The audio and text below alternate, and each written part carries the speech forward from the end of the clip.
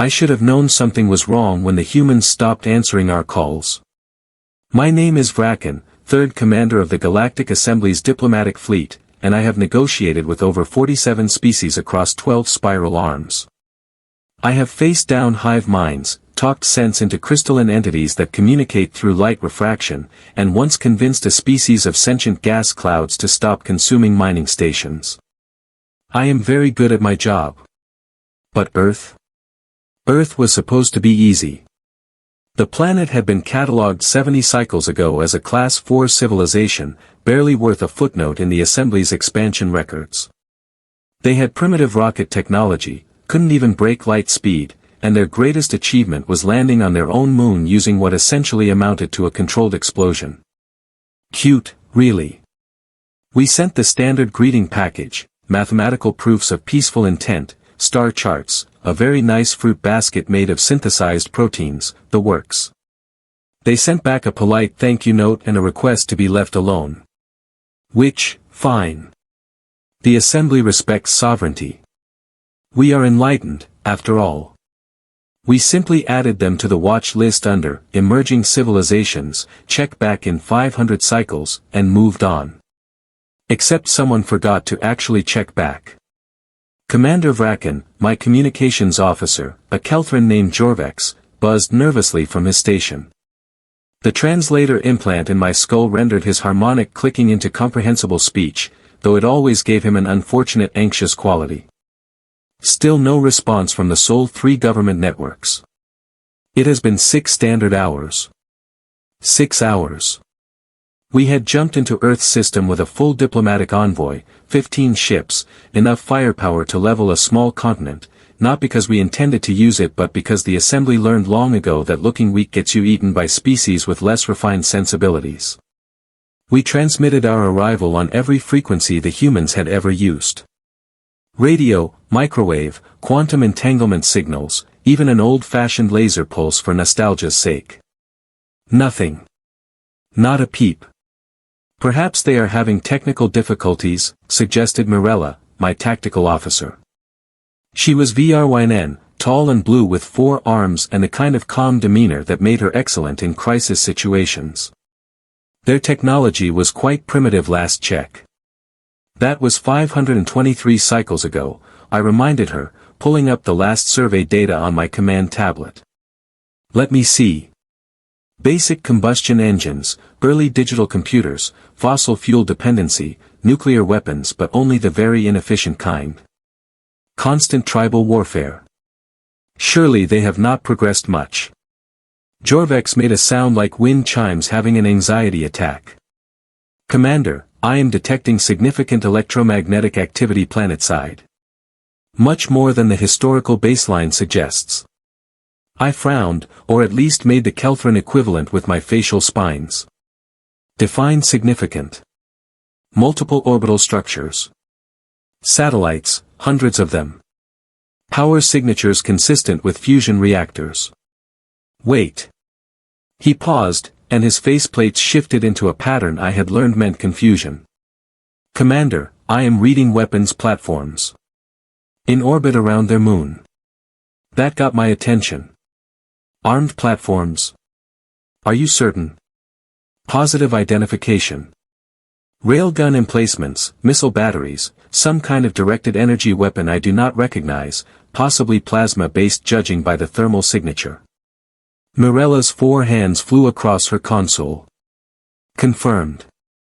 Multiple defense satellites in geosynchronous orbit. This is far beyond what the previous survey indicated. I felt something cold settle in my digestive tract. 500 cycles. In human terms, approximately 12,000 of their years. For most species, that is barely enough time to advance from bronze tools to basic metallurgy. Open a channel.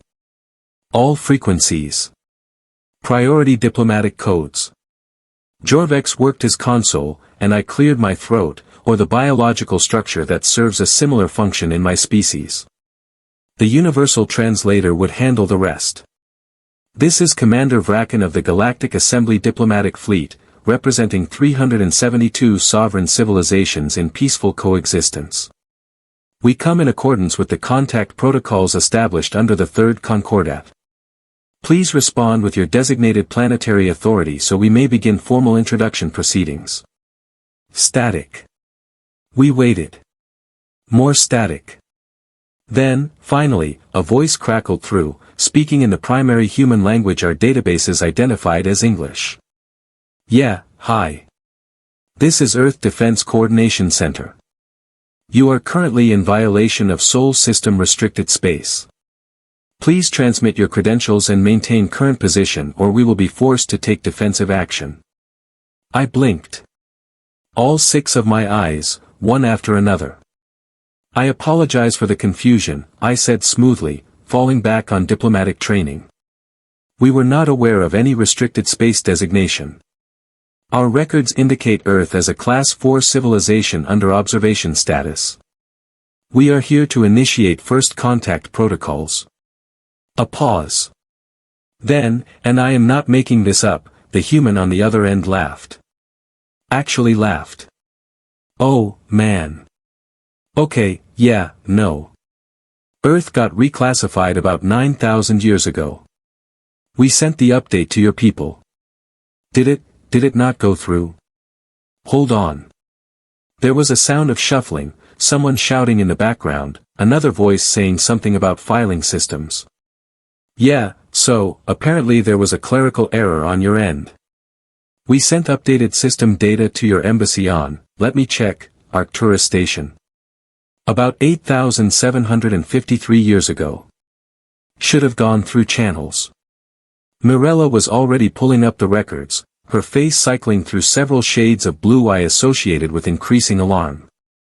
Commander, there is an update filed under miscellaneous correspondence. It was marked as spam and auto-deleted because the source was from an unverified Class 4 world. Of course it was. I see, I said carefully. That was an unfortunate administrative error. We would very much like to proceed with proper introductions. Perhaps we could send a delegation down to meet with your planetary government.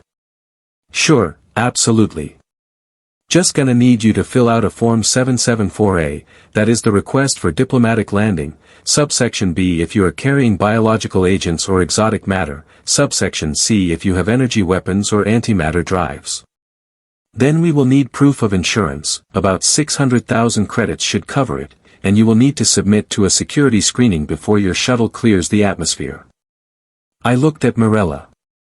She looked at me. Jorvex made a sound like a piccolo falling downstairs. Insurance? I managed. Yeah, man. In case you crash or something. Do not worry, it is standard procedure. We had an incident with some traitor species about 4,000 years back, total nightmare, new regulations came out of it. We will send you the forms. My console beeped. 743 pages of documentation appeared on my screen. This seems quite bureaucratic for a, forgive me, developing world. Another laugh. This human seemed to find everything amusing, which was starting to irritate me. Developing? Buddy, I do not know what your files say, but Earth has been a Kardashev 2.6 civilization for about 3,000 years now. We have got colonies on 67 worlds, mining operations in 4 nebulae, and a very nice trade agreement with the Zeridian Compact. You guys know the Zeridians, right? 3 meters tall, crystalline exoskeletons, terrible sense of humor. The Zeridians. The Zeridians were a Tier 2 power. They had antimatter bombs and reality anchors and once fought a 30-year war against a race of sentient black holes. They were on the Assembly Security Council. And apparently, they had trade agreements with humanity. I think, I said slowly, there has been a significant miscommunication. May we please speak with someone in authority? A planetary coordinator, perhaps? Or a sector administrator? Oh, sure. Let me transfer you to Director Moss. She handles all the Assembly liaison stuff. Fair warning though, she is kind of annoyed you guys showed up unannounced. Protocol says you are supposed to give 48 hours notice minimum. Give me 1 second. The line went silent. Mirella leaned over. Commander, I am running updated scans. Those orbital platforms. They are equipped with quantum destabilization weapons. My blood went cold. Quantum destabilization weapons were theoretical. Even the Assembly's top weapons labs had only managed to create unstable prototypes. The moon fortifications are more extensive than initial scans suggested, she continued. I am reading underground bunker complexes, shield generators, what appears to be a mass driver capable of launching payloads at 0.7 light speed. Commander, if they wanted to, they could turn this entire fleet into debris in approximately 4 minutes. Why would they build such defenses? Jorvex whispered. That was when a new voice came through the comm system. Female, calm, with an edge that suggested she had dealt with far too many idiots today and we were about to be added to the list. This is Director Kaya Moss, Sol System Defense Authority. Commander Vraken, I presume? Yes, Director. I apologize for any protocol violations. We were operating on outdated information. Clearly. Let me guess, your last survey was about 12,000 years ago. Yes, approximately. A psi that could have frozen superheated plasma. Right. Okay. Here is the situation. Yes, you violated our restricted space. Yes, you should have filed the proper approach vectors. But since this appears to be a genuine screw-up on the Assembly's archival system and not an invasion force, I am willing to overlook it. This time. Thank you, Director. We would very much like to begin formal diplomatic relations. Great. Wonderful. Here is what is going to happen. You are going to fill out those forms my colleague sent you. All 743 pages. Then you are going to wait at the designated coordinates we transmit while we verify your credentials with the Zeridian Compact and the Veltheri Confederacy. Should take about 6 hours.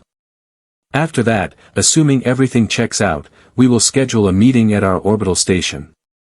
You can bring a maximum of 5 delegates, no weapons, and you will submit to a security scan that, I am not going to lie, is fairly invasive.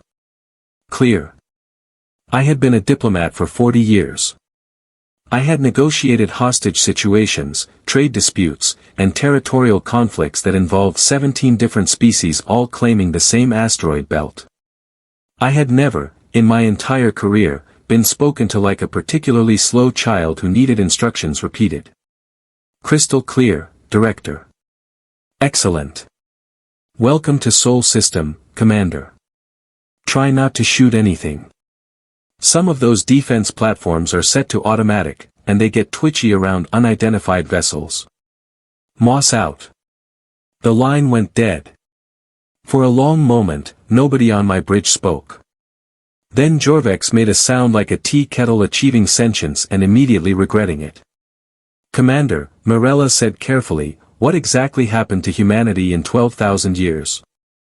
I stared at the glowing blue marble on my view screen, the planet that was supposed to be a footnote, a curiosity, a Class 4 civilization barely worth noting.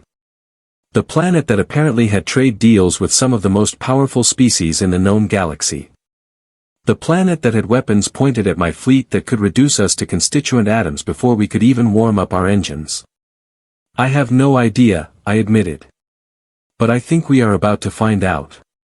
Jorvex pulled up the forms on his screen and made another distressed wind chime noise. Commander, question 47 asks for a detailed breakdown of our waste reclamation systems and requires 3 separate certifications from accredited environmental agencies. I closed my eyes. All 6 of them. It was going to be a very long day.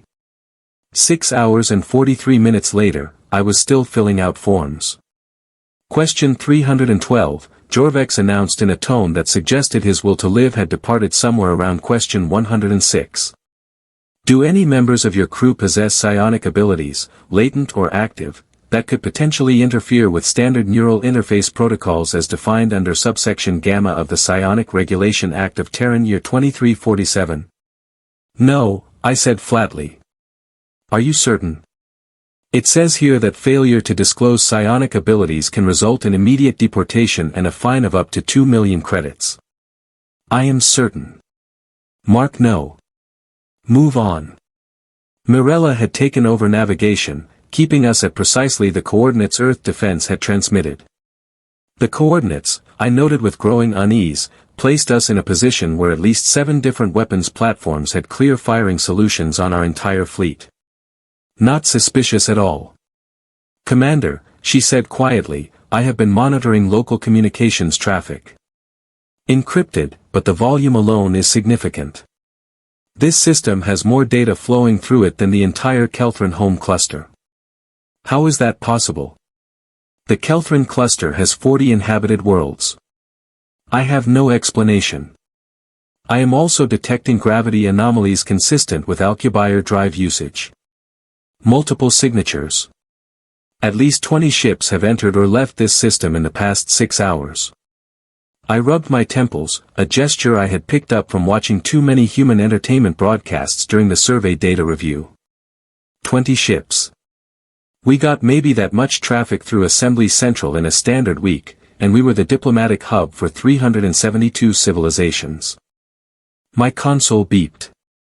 Incoming transmission. Commander Vraken, this is Orbital Station Harmony. Your credentials have been verified. You are cleared for approach with a delegation of 5. Please proceed to Docking Bay 7. A security team will meet you there. Do try to be on time. Director Moss does not like to be kept waiting. The line cut off before I could respond. Well, I said, standing and straightening my ceremonial sash, let us go meet the humans. Mirella, Jorvex, you are with me. Bring Talrex from Cultural Analysis and Ofen from the medical team. If these humans are as advanced as they claim, I want every perspective we can get. 15 minutes later, our shuttle was approaching Orbital Station Harmony, and I was beginning to understand that humanity's idea of a station and the Assembly's idea of a station were two very different things. That is not a station, Talrex whispered, his scaled face pressed against the viewport. That is a city. He was not wrong. The structure rotating gently in high orbit was at least 30 kilometers across, a ring of gleaming metal and transparent aluminum with docking spires extending like the legs of some technological spider. I could see greenery through the transparent sections. Actual trees, growing in space, inside a rotating habitat that generated its own gravity through centrifugal force. Population estimate? I asked. Mirella consulted her scanner. Approximately 400,000 permanent residents. Plus transient traffic. Commander, there are ships docked here from species I do not recognize. That vessel on the far side, the one with the unusual hull configuration. That is definitely not human design. They have a spaceport, Jorvex said numbly. They built a spaceport. In orbit. Why would anyone build a spaceport in orbit when you can just land on the surface? Maybe, Ofen suggested in his quiet way, the medical officer's tentacles curling thoughtfully, they have so much traffic that surface landings would be inefficient. The implications of that statement hung in the air like a particularly ominous cloud. Our shuttle docked with a gentle thunk, and the airlock cycled open. The security team waiting for us consisted of 3 humans in dark uniforms, professional, alert, and each carrying what my threat assessment software helpfully identified as plasma rifles capable of punching through heavy armor at 200 meters. Welcome to Harmony Station, said the lead human, a woman with dark skin and hair pulled back in a tight bun. Her name tag read Officer Mills. I am going to need you to step through the scanner one at a time. Please remove any personal electronics, weapons, or items containing antimatter. You will get them back after the meeting. The scanner was thorough. Uncomfortably thorough. When it was my turn, I stepped through the arch and felt something tickle across my scales like invisible fingers checking every cell in my body. Clean, announced the scanner in a pleasant automated voice. Welcome to Earth territory, Commander Vraken. Please enjoy your stay and remember that all visitors are subject to local ordinances as outlined in the station charter available at any information kiosk. Officer Mills gestured down a corridor. Director Moss is waiting in conference room 3. Follow me, please. The walk through Harmony Station was revelatory. The corridors were clean, well lit, and busy. Humans moved past us barely glancing at our delegation, which was unusual. In most stations, alien species drew attention, stares, the occasional excited youngster asking for pictures. Here, we might as well have been furniture. Because, I realized with a start, humans were used to aliens. We passed a cafe where a Zeridian sat across from a human, the crystalline being's carapace reflecting the overhead lights while they discussed something on a data tablet.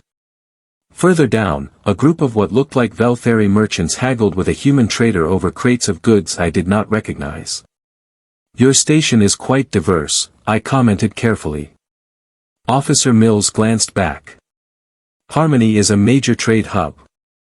We get about 10,000 visitors a day, maybe 60% human, 40% off-world. You should see it during festival season. Total madness. 10,000 visitors a day. The largest assembly station managed maybe 3,000 on a busy week. We arrived at conference room 3, and Officer Mills palmed the access panel. The door slid open to reveal a space that was surprisingly mundane. A long table, comfortable chairs, a viewport showing the curve of Earth below, and sitting at the head of the table, Director Kaya Moss. She was younger than I expected, maybe 40 standard years in human terms, with brown hair streaked with gray and eyes that suggested she had seen entirely too much nonsense and had developed exactly zero patience for more. She stood as we entered, and I noticed she was tall for a human, nearly 2 meters. Commander Vraken. Thank you for being prompt. She gestured to the chairs. Please, sit. Can I get anyone water? Coffee? We have a decent selection of xenobiotics if your species requires specialized refreshment. Water would be acceptable, thank you. She nodded to Officer Mills, who left and returned moments later with a tray of beverages. The water was cold, clean, and tasted faintly of minerals. Good water. Expensive filtration. Director Moss sat back down and folded her hands on the table. So. Let us address the obvious issue. The Galactic Assembly has not updated its records on Earth in over 12,000 years, you showed up in our system unannounced with 15 warships, and now you want to establish diplomatic relations. Does that about sum it up? Accurately, yes. Right. Well, here is Earth's position. We are not interested in joining the Galactic Assembly. I blinked. All 6 eyes. Again. Excuse me, you are not. No. We have reviewed the Assembly Charter, trade agreements, and mutual defense pacts. Your organization is bureaucratic, inefficient, and based on what we have observed, it spends more time arguing about trade regulations than actually accomplishing anything meaningful. Talrex made a strangled sound. Jorvex's faceplates shifted into patterns of extreme distress. The Assembly represents 372 civilizations, I said carefully. It has maintained peace for over 10,000 cycles. It has facilitated trade, cultural exchange, and mutual defense against existential threats. And that is great, Director Moss said, not unkindly. Genuinely, good for you. But Earth has been doing fine on our own. We have trade agreements with 63 sovereign species, defense pacts with the major regional powers, and a thriving economy. Why would we join an organization that would require us to cede decision-making authority to a council that takes 6 months to approve a simple trade route? The Assembly offers protection, Mirella said. The resources of hundreds of worlds. Scientific exchange. We have protection. Those orbital platforms you saw. Those are just the visible layer. And as for scientific exchange, we are actually ahead of the Assembly in several fields. She pulled up a holographic display.